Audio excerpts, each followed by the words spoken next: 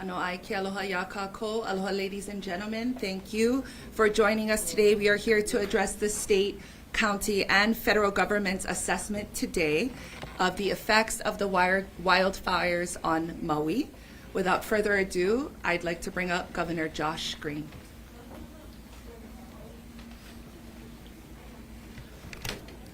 Aloha, friends. First of all, mahalo for welcoming us to Maui, and mahalo, Mayor, for being here for us. It's a heartbreaking day, without a doubt. What we've seen today has been catastrophic, but we tell you there is going to be a team effort to bring our state back. What we saw was the utter devastation of Lahaina.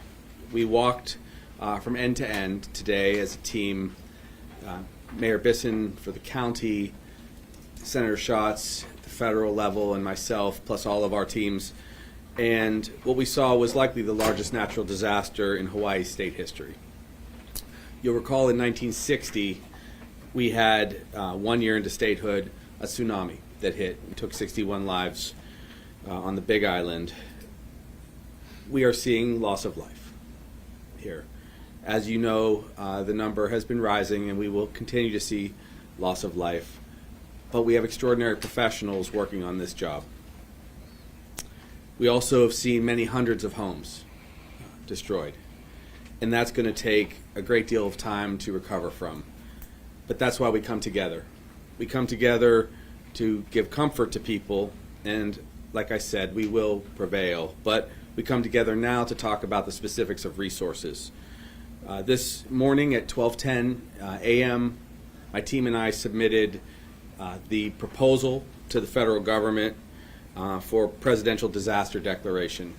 And exactly 6 hours later, we were honored to receive in the affirmative that the federal government will be supporting our full recovery, which means that there will be grants for individuals from FEMA, there will be support for rental aid, there will be support for small businesses, and this is just a small piece of what's going to be necessary.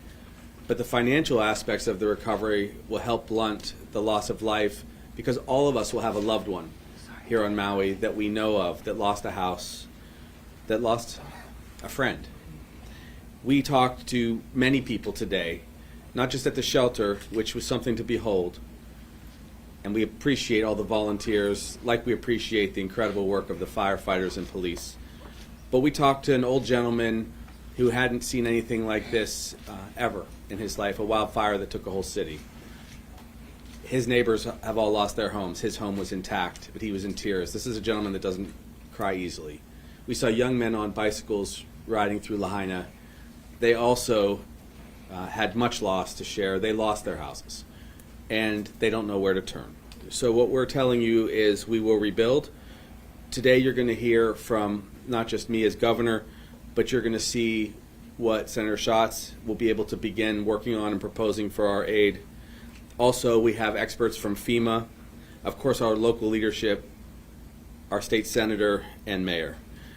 But let me say this, a couple things. We are going to need to house thousands of people. It's our intent to initially seek 2,000 rooms so that we can get housing for people. That will mean reaching out to all of our hotels and those in the community. We'll ask people to rent those extra rooms or their ADUs or the ohana that they have in their property. We will create a program so that that's available. It will be deeply subsidized, in my opinion, to make sure that for the many months that people need to find a home, they can have a home here. We will have to make the hotels whole as we do this. They are part of our economy and our community. We're also going to call to action for people across the state. If you have additional space in your home, if you have the capacity to take someone in from West Maui, please do. We'll find a way to connect you. Please consider bringing those people into your lives, especially if you have a space that you can otherwise rent. The state will find resources because the federal government will be in full support. President Biden spoke to me directly and said that they will be here with us all the way. We'll take questions at the end, but I know there are several experts here that are going to address you, and we understand you're hungry for information. Let me just say this up front. We respect that. We know how important it is that you do your jobs, but we're just about 48 hours in, and there's tragedy on the roadside. There's tragedy in the homes in Lahaina, and we're trying to be very careful to respect the dignity of people who have had such loss. So if we've been at any time more difficult to communicate, it's because we're trying to also respect what they've gone through.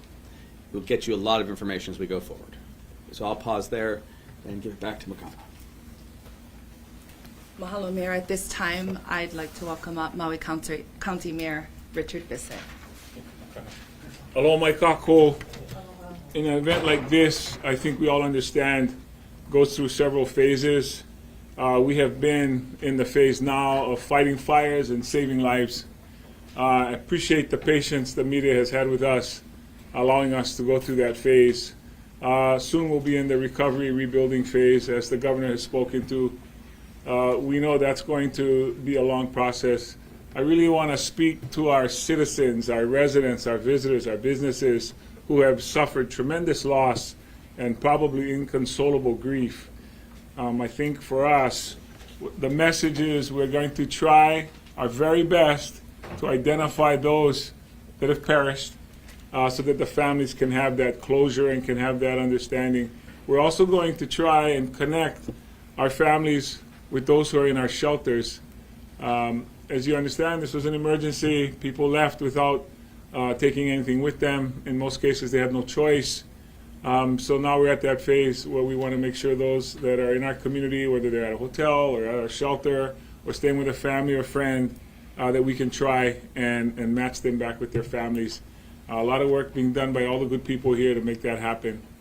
And again, as the governor spoke to it, we will rebuild, and that's really what we have no choice but to do.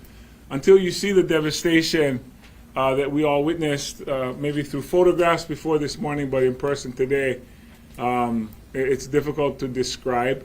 But there are lots of people that will need a lot of help, and our goal as government is to provide that help to people.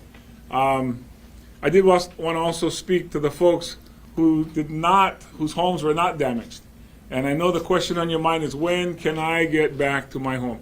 Just as soon as we can try to provide the certainty that we have recovered those that have perished. And that's really our goal right now. We're hoping to find people that might just be injured. A lot of time has passed since the incident, so we're still in that phase. But please allow us to complete this process before we allow people back into the homes. There's no power, there's no water back on the west side either. So those are both things we're trying to restore as well. We also want to make sure we can provide enough shelter space at our shelters for folks. We're kind of at the limits in some of the central Maui ones, and we'll have to be creative with our team after this to try to get more for folks out on the west side. So we're very cognizant of the main things that people want to know. Where's my family member? When can I move back to my home? And what's the long-term plan? I mostly, however, want to thank all the partners, the allies that we have in our federal government, our state government, our fellow county government support, and of course, our public. Your patience, your vigilance, we continue to ask for. Thank you. Hello, Mayor. I'd now like to bring up U.S. Representative Brian Schatz. Senator. It's fine, it's fine. U.S. Senator Brian Schatz. No, I lost that race.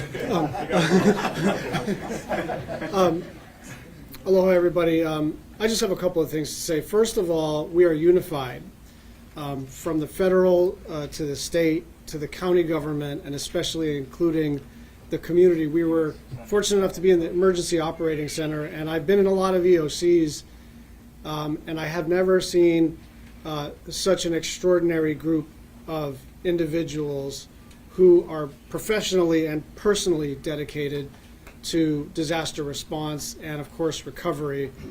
And so many people have so many personal relationships that they're kind of managing having to be a first responder but also worry about their own families. And so we all want to thank them. But Josh got a call from the president. I just got a call from the vice president. Leader Schumer called and assured me that he was going to do everything he could in terms of a disaster supplemental funding bill. And one of the best pieces of news, which was fortuitous this week, is that Bob Fenton from Region 9, who has been a longtime friend of Hawaii through FEMA, through other wildfires, through volcanic eruptions, through floods and tropical storms, is here and is one of the most knowledgeable people on disaster response and recovery that you could possibly get. And he's here physically with us, walked Front Street, has done all of it, and is going to stay for the duration, even as the FEMA administrator, I think, arrives tomorrow evening. So we are united.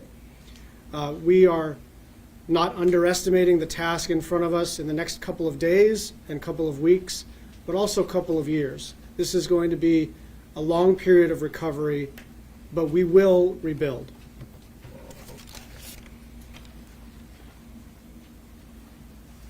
Mahalo, Senator Brian Schatz. At this time, I'd like to bring up Major General Ken Hara. Good afternoon and aloha. I'd like to start off again by offering my condolences and prayers to everyone from Maui, to include the visitors.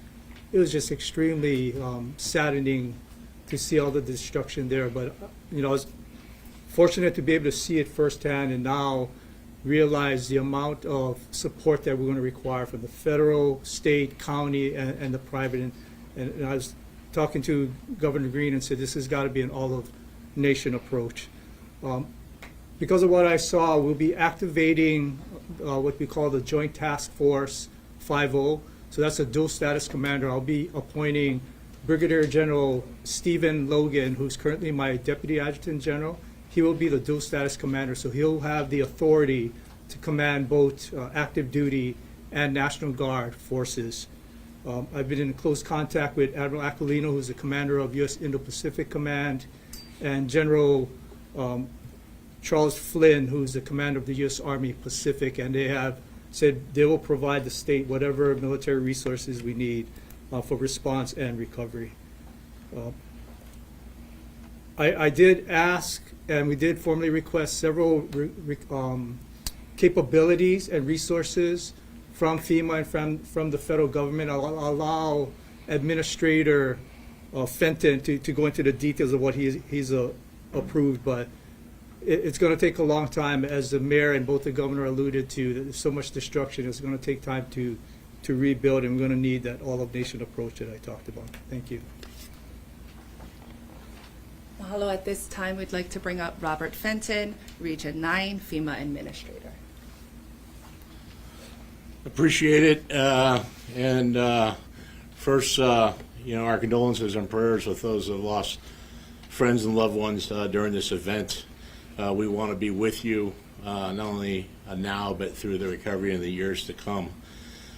Also, a message of safety. Make sure you continue to heed the warnings of local officials. Don't wait. Listen to them and heed their warnings. As all the speakers before me talked about, is unity of effort.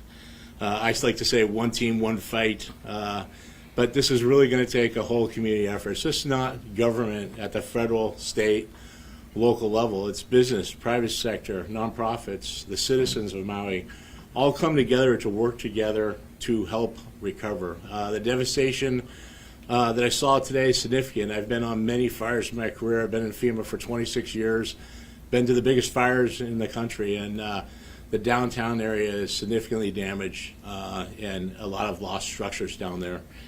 Some of the programs that we will bring and that are important here is the ability to provide direct federal assistance. What does that mean? That means I have the authority under the President to task other federal agencies to provide support to Maui and the state of Hawaii. And some of those missions, I'm sure, are going to be in the debris removal area, household hazardous waste that usually US EPA does for us. The Corps of Engineers usually removes debris for us. And many other missions to include potentially generator missions, mass care, commodities, and also bringing in some search and rescue teams that help with cadaver dogs to look for human remains, and they're on the way in right now, both from California and Washington, and we'll integrate them and support the great fire department you have here. Our individual assistance program is the key program for individuals. For those that are survivors who either lost loved ones, or you can't get back to your house, or you think you've been impacted by this storm, go ahead and phone the 1-800-320-6632 FEMA number. Again, that is 1-800-320-6632. You can also go to disasterassistance.gov. And FEMA assistance can provide direct grants to those individuals to assist them with home repair or replacement and certain uninsured essential personnel property losses. So keep any receipts you incur during this time. Also, they'll automatically refer you to small business. As we talked about, there's a lot of damage to businesses, and the Small Business Association will be not only working with businesses but individuals. And we encourage all the survivors in Maui County, as they register for FEMA, to also begin to reach out to your insurance companies. Start that process simultaneously as you start the individual assistance process. In addition to that individual assistance program, we can provide support for public entities and certain essential nonprofits. There's been a lot of significant damage to public buildings down there, hospitals, those kind of things.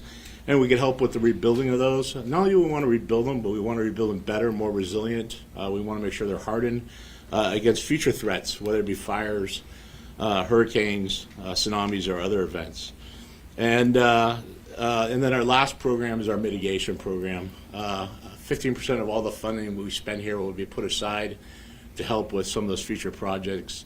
So as we redesign and look at, what does the future hold? How do we help get there? Those funds can be drawn on along with other federal agencies, and we'll make sure we have a long-term recovery coordinator here to help Maui, the state of Hawaii, to help rebuild those areas impacted. With that, I appreciate the opportunity today to be here and to be able to talk to everyone here. And please start by starting that process to register for individual assistance at disasterassistance.gov and 1-800-320-6632. Thank you. We'd now like to bring up Senator Lynn DeCoit. Aloha mai kako. I'll make this really fast.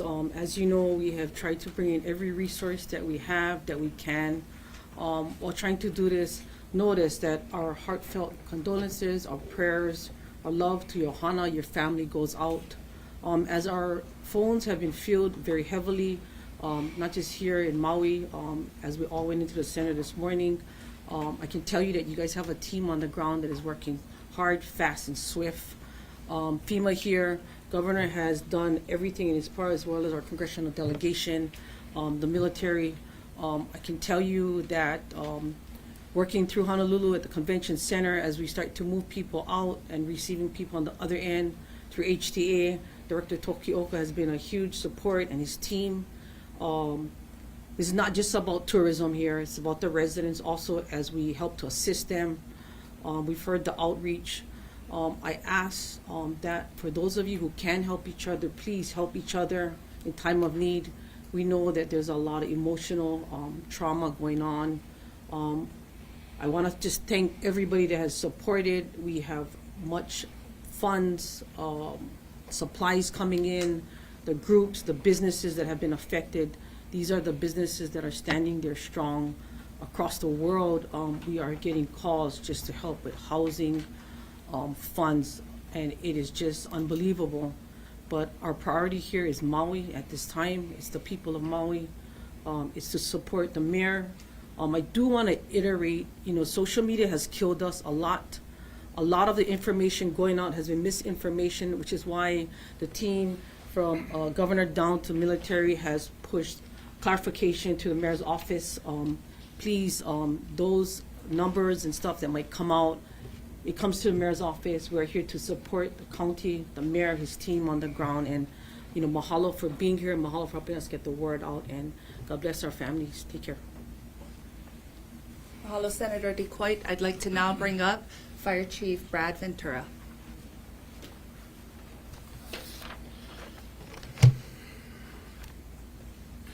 Aloha, good afternoon. My name is Brad Ventura, Fire Chief from Maui County. First, I want to start by giving our deepest condolences to all those affected by this incident. It's affected a lot of us personally, members of our community, our families, and our department. So our hearts go out to all of them. Give you a little bit of background of how the day unfolded Tuesday. Our firefighters were faced with multiple large wildfires beginning just after midnight Tuesday morning. These firefighters are compounded by extreme winds that we're all aware of. The first fire up in Upper Makawao burned about 675 acres. By 11 o'clock in the morning, that's when the Lahaina fire began. It was fueled by gusts up to 60 miles an hour. Some even reported up to 80 miles an hour, but we saw up to 60 miles an hour in the localized area. We redirected resources from many parts of the island to respond to the Lahaina area. And around noon, an additional fire started in Kula, and that spurred evacuations of Kulalani Circle, Kulamanu in that afternoon, and resources were also directed up there. Around 6 p.m., a fourth wildfire started that afternoon on Pulehu Road down in the Central Valley. That burned several hundred acres, and again, resources had to be directed, and decisions had to be made to triage what was most important at the time. So that fire was left with less resources. As of yesterday, it burned 675. I'm sorry, not that fire. That fire was several hundred acres. I don't have a number on that one yet. What we want to share with the community is that none of the fires are 100% contained right now, and there's still active fire in all of those areas that I've discussed. Additionally, we've had many small fires in between these large fires, and with the current weather pattern that we're facing, we still have the potential for rapid fire behavior. And so we just want to make sure people stay out of the area, stay diligent. If they see smoke and flames, please call 911. We've stood up our incident management team to manage our resources within our department that are focused mostly on containing all of these emergencies right now and stopping them from growing. Our department has received both state and federal support and resources that are on the way, some landing right now. And what we really want to share with the community is part of the reason we need them to stay out is because it's still very, very hazardous in the burn areas. Things are falling every minute around us, and there have been some people that have been hurt by just falling telephone poles and such. So we need to make sure the area is safe before anybody can return to that space. That's all the comments I have for now. Thank you. Mahalo. Finally, we'd like to bring up Police Chief John Pelletier. Thank you. Our deepest condolences. It can't be stated enough because we don't know how many people we have dead. When this is all said and done, we just don't know. I have to say thank you to the incredible work of the men and women of the Maui Police Department that day in and day out do an incredible job. I have call takers that are answering calls knowing that on the other end we don't have the answers for their loved ones. And I've got officers that are doing everything they can to stand with our firefighters to make sure that this is the safest community possible on the face of Maui that will be here for a very long time. We know that scars heal in time, but they always remain. We need three things from the community right now. We need your patience, we need your prayers, and we need your perseverance. Understand this. Lahaina town is hallowed sacred ground right now because our iwi are in that ground. We have to get them out. We will get them out as fast as we can, but I need your patience while we do this. I know you need to get out there. I know that you guys don't have some of the supplies, you don't have power. But we have to respect the fact that we've got loved ones in that earth, and we've got to do the right thing and get them out the right way. That's going to take time. I'll get the road open as fast as I can, but I have to do it safely. As we move forward, I need you to know this. This community is unlike any other. This is one team, one fight. We do have the state, the local, the federal resources here. That flag is red, white, and blue. That flag is red, white, and blue. All of us bleed red. We are here to be with you in this time of need. We are Maui strong. We will get through this. We will be better. We will make this the safest, best community possible. And we need you to understand right now, we need your help more than ever. God bless you. God bless Maui. God bless Hawaii. Mahalo nui. At this time, we'd like to entertain questions from the media present. I'd like to ask for your respectful kokua as we go through that process. I'm going to limit initially to one question per media outlet.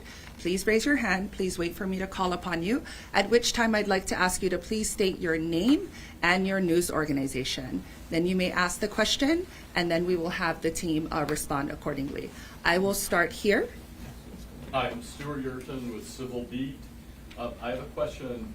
How much and how long, both for public and private repair and recovery? And when I say this, I mean, how much money are you thinking it's going to take both for the private side and public infrastructure, and how long do you expect this to take? So, thank you, Stuart. It's a very good question. The question, if you couldn't hear it, is how long and what's the size of this recovery? It will take time to know the full extent, but it will be in the billions of dollars, without a doubt. We're first focused on lives lost. That's why we're so heartbroken, and why we have to respect what the chief of police had to say. There will be active recovery over the coming days and weeks of the bones of those who have been lost. So it will take time. To give perspective, it is going to take many years to rebuild Lahaina. When you see the full extent of the destruction of Lahaina, it will shock you. It does appear like a bomb and fire went off, if I may. And all of those buildings virtually are going to have to be rebuilt. It will be a new Lahaina that Maui builds in its own image, with its own values. But it's going to be billions of dollars. The good news that we had today was we are so coordinated with state, county, and federal support that it took less than a quarter of a day, 6 hours, to get the approval from the president to bring those resources in.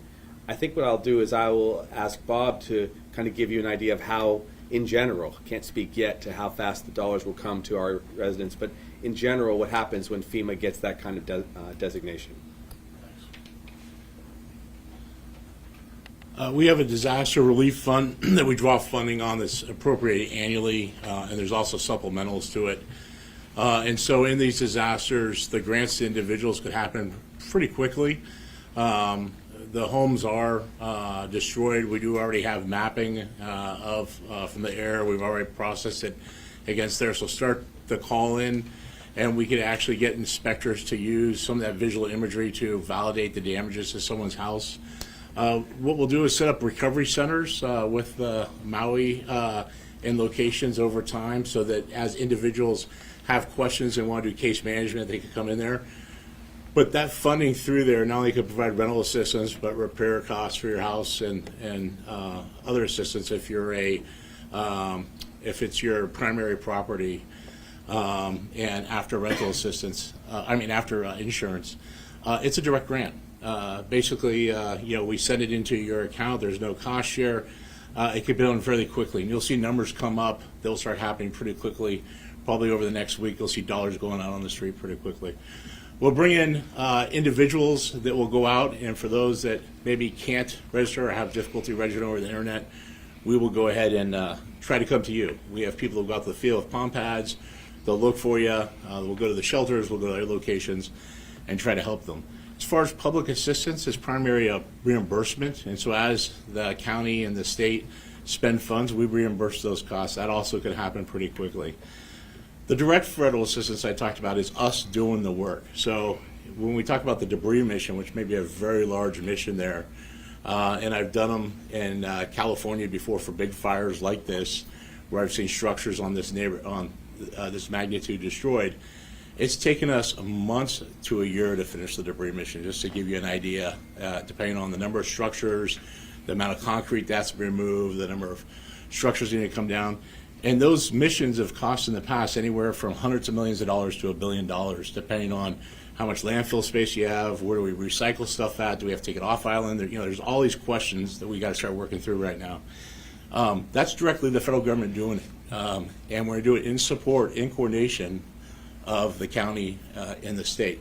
So, and then what we'll do is our mitigation funding is, as we identify projects, we provide grants that people can apply for, public entities, could apply for those grants over time, and that'll probably really happen a year to 18 months down the timeline once you really start identifying what the master plan is, how you're rebuilding, what do we need to mitigate. So a lot of our funding could be directly given, especially to individuals. That's why I say start with that registration process. Go to disasterassistance.gov, download the FEMA app, go to the 1-800 number, and start that. It could be pretty quickly to get money in your pocket, especially if you need money to cover costs you're expending, especially if you need some rental assistance. And then we're going to figure out through case management what other types of forms of programs we need to bring in here. There may be unique programs that meet your needs that we need to either bring that we used before, or new ones we need to develop that's specific to the uniqueness and culture out here in Maui. I'm going to add, take energy, for example. The poles in some cases have been incinerated. They're down. It's going to take HECO a lot of time. We're talking about more than just days. We're talking about weeks to months in some cases to get energy fully restored. In the interim, of course, we're going to do all that we can to get people generators. We're going to do all that we can to find other places for people to live. But it's not going to just be a couple days, like in a terrible rainstorm when power gets restored. So those are some of the challenges. Also, speaking to resources, there has been a discussion. We haven't made a final decision yet about this, but with the leadership of the House and the Senate locally, we may very well need to come into a special session to decide on a number of dollars to appropriate specifically to Maui to support the people, to help them with housing, to help them with recovery. You do recall that when we had flooding in the past, we appropriated over $100 million to directly support our people. And that's why we have rainy day funds. The legislature this year alone set aside $500 million, and there was already $1 billion of resource that was for emergency. This is the greatest emergency we've seen in decades. Hello, next. We'll go here. Thomas Heaton, Civil Beat, for the Governor. Yesterday, Lieutenant Governor Luke said, quote, "We never anticipated in this state that a hurricane which did not make impact on our islands will cause this type of wildfires." A similar phenomenon occurred during Hurricane Lane in 2018, and experts have been warning of the increasing dangers of wildfires in Hawaii for a number of years. My question is, after Hurricane Lane, did the state make any changes, or did it prepare for this kind of scenario going in the future from there? We've never experienced a wildfire that affected a city like this before, so this is something that we have not experienced before. We have experienced wildfires across the state, and they've been tragic, but usually tragic in open space. This was, of course, a shock to see a hurricane and its winds and the trade winds cause collateral damage, which was the spread of fire. I think that we're seeing this for the first time in many different parts of the world, where we're seeing fires from California to Colorado. I would comment that I've been contacted by several governors across the country to share their experiences. It is difficult now in a time where global warming is combined with strengthening storms and drought. That is difficult for us. I think that the tragedy would have been very difficult to anticipate, especially as it came in the night with high winds. But that does not mean that we won't do everything we can in the future to stop this. Our administration, which is just 6 months in, has begun to assess all of our safety, and this has been the hardest experience to factor into that. I do think that as we rebuild, we'll have to take into consideration a lot more fire safety. We are short on a lot of resources across the state, and that means we're short on helicopters and we're short on personnel. It's difficult to find enough resources to pay firefighters and police adequately to get them into the discipline. So it's always a challenge in the islands. But this is going to be a priority. Climate change is here, and it's affecting the islands, and I think that's what you're seeing with this fire. Okay. just one second. We love our civil beat, but we got a twofer in there, so let's not hanaho that. If you are from a media outlet, I'd like you guys to just pair up with your partner. If you've got multiple people here, taking one question per outlet. So mahalo nui. I'm actually going to change it up. We did get a question in from Honolulu Star Advertisers, Dan Nakaso, for the mayor and police chief. Were mandatory evacuation orders ever issued for Lahaina? If not, why not? Were civil defense sirens considered as a way to warn residents and tourists of the fire? Yes, mandatory evacuations did take place on the west side for those affected areas. So it wasn't, for example, Napili or Kapalua, but certainly for Lahaina. The questions, sirens, different things in there. We have tone alerts that go out. We know that there's things that we can do to be preventative. How many times have we heard have 2 weeks of supply if you have a hurricane? The only thing I would say to the person asking the question is, we've heard that for how long? Do we all have 2 weeks of supply? Probably not. And so I say that because nobody saw this coming. And if we did, we wouldn't have this situation, but this is a tragedy. And so we do everything we can to mitigate the threats when they come. But this was not one of those, if it's predictable, it's preventable. Nobody saw this coming, period. Mahalo, I'm going to go this side of the room. Right back there. You, yes.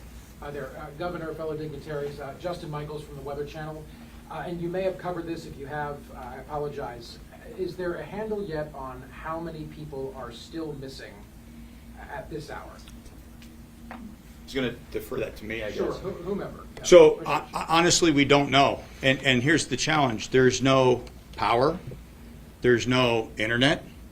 There's no radio coverage. Our pack sets, we're having a hard time getting through on that. The fire burned 2 fires or 3 fires ago, fiber optic cables, which we're in the process on this budget to start replacing some of those. And so now you compound some of that. And so when we're speaking to our officers over there, we're actually having them to get to a certain area so we can get on a sat phone as we're recovering. So I would say that we've got approximately, and this is a very fluid number, but let's say there's 1,000 missing people. Doesn't mean that's how many that we have that have passed. I'm not saying that number at all. But because we can't contact them, and because they can't necessarily come into the Greater Valley as quickly or as much as we'd like, because they're actually in shelter, until we get some of those basic things set up, we're not going to have that number. But the nice, solution to that is we have a family assistance center set up. And so anybody that's missing anybody, we would direct you there. We'll make sure that you have that information provided. People can go there and give the information of those that they're seeking to find. And as we are able to reunify, we will. And if we have to make certain notifications from there, we will do that as well. I am going to jump here. Wendy Osher, Pacific Media Group in Maui now. I'm just wondering if you could, I know you guys have done reconnaissance, maybe the fire department or the mayor can answer this. Walk us through Front Street, Lahaina. What specific neighborhoods are gone? Was it sporadic?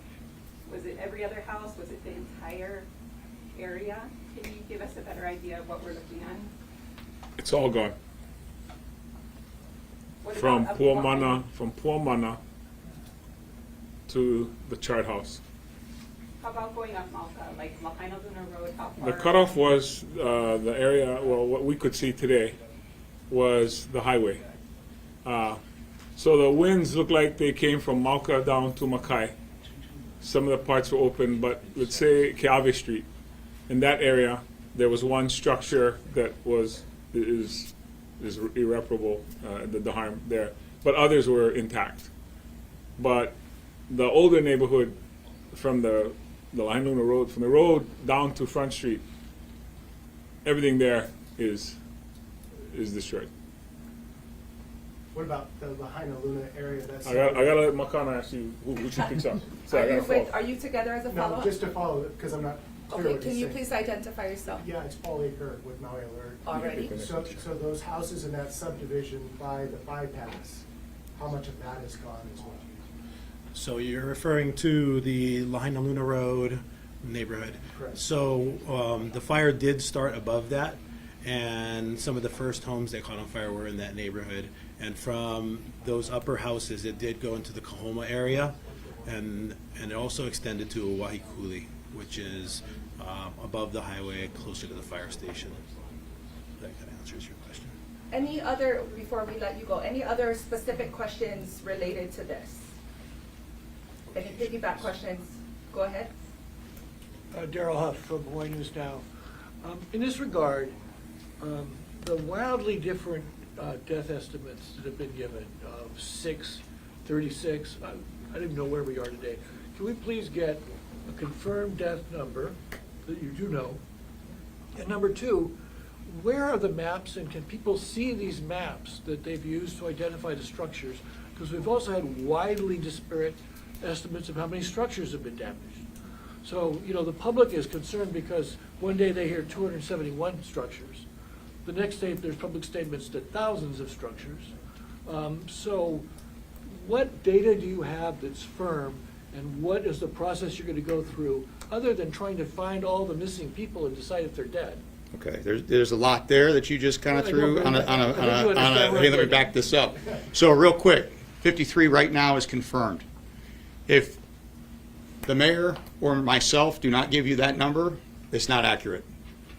There's a lot of people that are in a rush to get news fast. I get it, totally get it, sensational. You want it fast or you want it right? We're gonna do it right. We're gonna take our time, we're gonna do it right. We'll get you the aerial maps when we can. When the mayor said it's all gone, it's all gone. It's all gone. It's gone. So, do I know exactly how many buildings? We'll get that. But we're going to get it right, and we're going to get it in time. I'm And gonna follow jump up? on with the chief. No, I'm gonna jump on with the chief. If you just want to say the reason the number is varied is somebody will say how many residences are gone. Well, if you got a condominium or an apartment building that has 20 units, is that a structure or is that 20 units? You decide how you want to count that. In this case, it doesn't matter because the whole thing is gone. As a store, we're gonna count that as a structure. A home is a residence. Or we just want to call everything structures. So it really depends the way you phrase the question. That's the answer you're going to get. But the easy part is I'm telling you, none of it's there. It's all burnt to the ground. I absolutely understand, Mayor. The people we've been talking to out in the community are trying to discern for themselves their own personal loss. Understood. And earlier, I think someone described these maps. And I think that they would be very helpful to people to see the map. They know whether their relative lived next to a condo or in a condo or down the street. But let's see the map. You know, and then maybe that would help you because people will call and say, I know grandma was in that map. I think you should look at her house. It's just a matter of public information flowing back and forth to help you out. And that's why I'm wondering why that public information has not been coming in such a way that it can help the people help you. Thank you, Daryl. Go ahead. I wanted to just clarify. 53 Paula Sorry, Ramon, name and organization. Paula Ramon, ASP. I wanted to clarify. 53 people died in Lahaina's fire only so far. I know the number would probably rise. And also, do you have an estimate how many people are still trapped in there? So 53 confirmed in the Lahaina town, the greater Lahaina town that we're referring to. So far, we've recovered 53 confirmed. I do not know, and that's the issue. And so because of the assistance of FEMA, we've got some of the professionals coming in that have done these things in the past, some of the equipment, because realize this, right now we've got Maui Search and Rescue, we've got the police department, we've got some folks from the National Guard. My cops answer calls for service. They go chase bad guys. They go build cases. We don't normally, it's a crisis, I understand that, go into buildings and pull out, some of the bodies. So we got to do it as safely and as possible as we can. So we know at this point we're going to need to do that. But we've got to do it slow and methodical because we've got to make sure that we respect everything and we bring everybody to the resting place the right way. And so therein lies part of the issue. So it's 53. It is rising. I do not know what the final number is going to be. And it's going to be horrible and tragic when we get that number. Because every one of those, it's not 53. It's 53 families, friends, it's a community. And so the amount of loss is incredible, and it's going to be devastating. I'm going to go right back here in this corner. Mm-hmm. Bridget DeMonta, KHON. This question is for Mayor Bisson. Mayor, quite a few Maui residents and visitors, particularly the ones that have been sleeping on their car on the entrance to Lahaina, they have said that this disaster response has been chaotic, and they're frustrated with what they say is lack of direction and lack of communication. I think they just want to hear from you. What is your message to them? We've opened several shelters. We've had to close some of them because of the fire that we didn't anticipate. For example, the Lahaina Civic Center. But what I'll say to people in their cars is they have a choice to come to the shelters or not to come to the shelters. Some people are waiting because they think the road's going to open right away, and they think the power's going to come back on and the water's going to come back. Most of the people have no idea what happened to Lahaina town. So they think this is one of those situations where we'll wait it out for a couple hours like a traffic jam. I think once they find out what we all know now, they will come to the shelters. So I don't know if it's a lack of communication or if it's a personal decision that people make to wait it out. Because we do have shelters that we've made available. And on the first night, there was 2,100 people there. So at least 2,100 people found the communication to be adequate to show up. So the folks that didn't come, I'm going to say it was more a result of a personal choice. Even people who come to the shelters don't come inside. They stay in their cars in the parking lot. Again, a personal choice. Maybe they don't want to be around 100 or 1,000 other people. I understand all of that. I understand the human nature of this that's happening to people. Most people are still in shock. They can't even believe it. Most people want to hurry up and get back to their house. They want to see for themselves, just like all of you want. You almost want to see it for yourselves. Is that really what happened? Are they really telling us everything that happened? We're telling you everything that happened. My message to those folks is go to mauicounty.gov, which is the website that we've informed everybody to go to. It's very clear, it's very explicit. You can go to the one closest to where you live if you're up country, or you can come to one in central Maui. We had to close 2 of them in the west side because one it was temporary, and the other is because the fire came up to it. So we had to readjust. I just want to say one other thing while I'm here, because I think this is worth also repeating or saying. We were trying to get visitors out because obviously their vacation has changed drastically. They're in a location that doesn't have any power, doesn't have any water, and they're sleeping there. But that's probably better than some of the choices other people had, which was to not have anywhere to go. But we tried to get them to the airport so they could get on flights, they could get to Honolulu and make a choice to stay there or fly home or go to another island. We're not closing Maui. We're closing the west side of Maui. So there are people that can go to Wailea, the people that can go to Kihei, the people that can stay with family in Wailuku. It's the folks that were that are in West Maui that we were concerned about.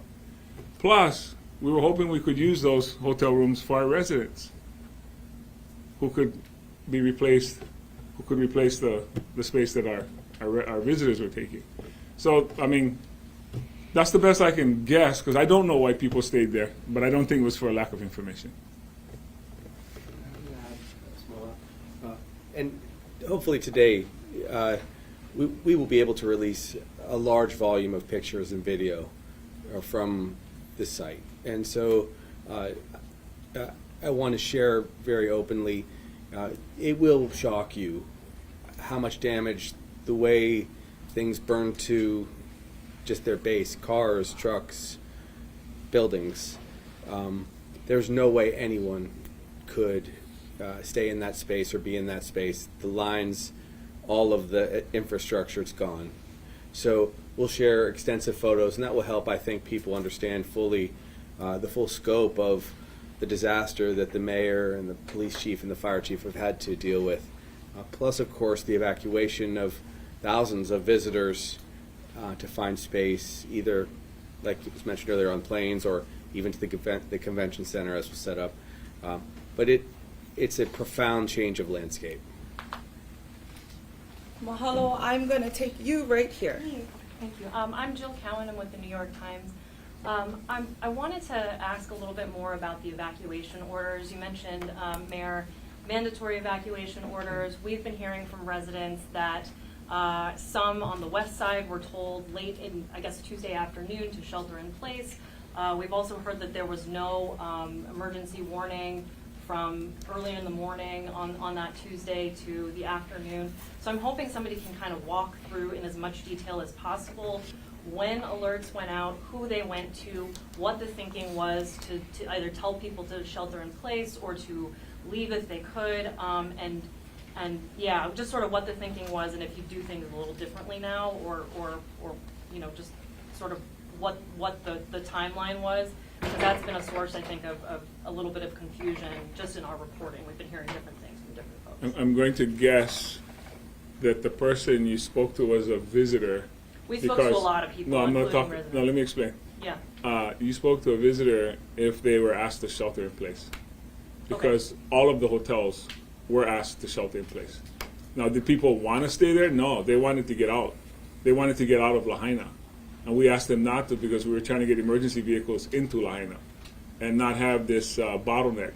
You couldn't get out, if you're familiar with Lahaina, you couldn't get out to go towards the Wailuku or go to the airport.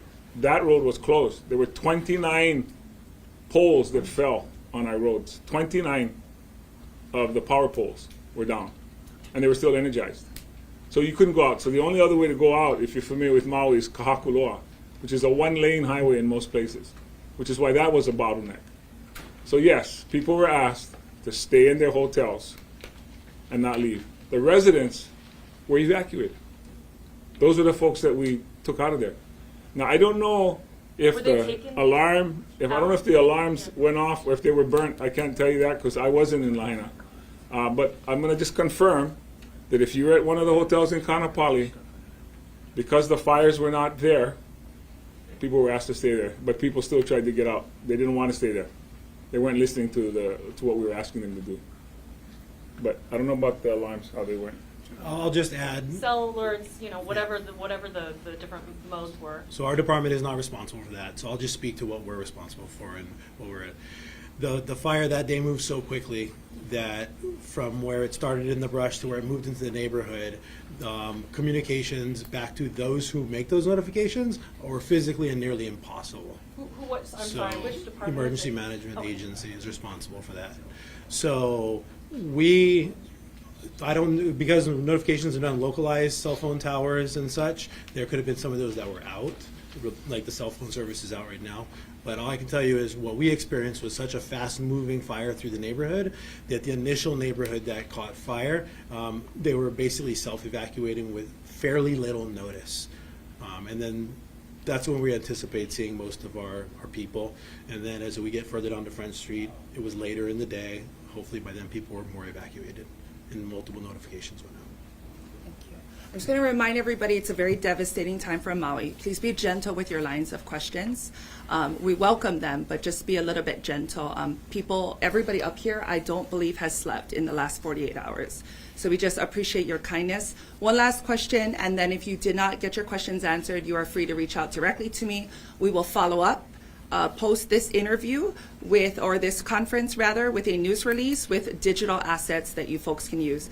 I think you two, I already asked, gave you a time. Stand by. Go for it. Hi, I'm Chivo Ching Johnson with Akaku, Maui Community Media. And I think any further lines of questioning would be sort of silly at this point because I have seen a lot of this footage and a lot of these photographs, and we've been airing as much as we can information. And I just want to thank the county, the police department, the fire department, and everyone else that has been pitching in to help this effort out because it is horrific.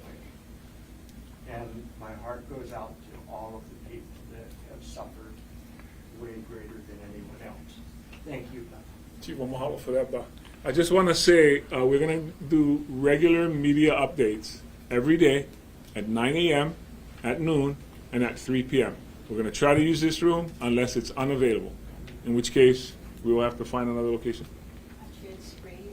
Oh, those would be the radios? Okay, sorry. We're going to update you on radio at those times, 9 a.m., noon, and 3 p.m. Okay, I missed the radio part. Video, just out of curiosity? Say that again? I said, is there a reason we can't do it video? There's a lot of people that don't get the radio that are in tune with Maui. I will tell you that what Mayor's talking about is a way to communicate to the public as well, for those who do not have internet and video access. So 9 a.m., noon, and 3 p.m. on every AM and FM radio station on Maui Island will be public information. Video, we will fit in. It will probably not be 3 times a day for video though. So there'll be no questions allowed?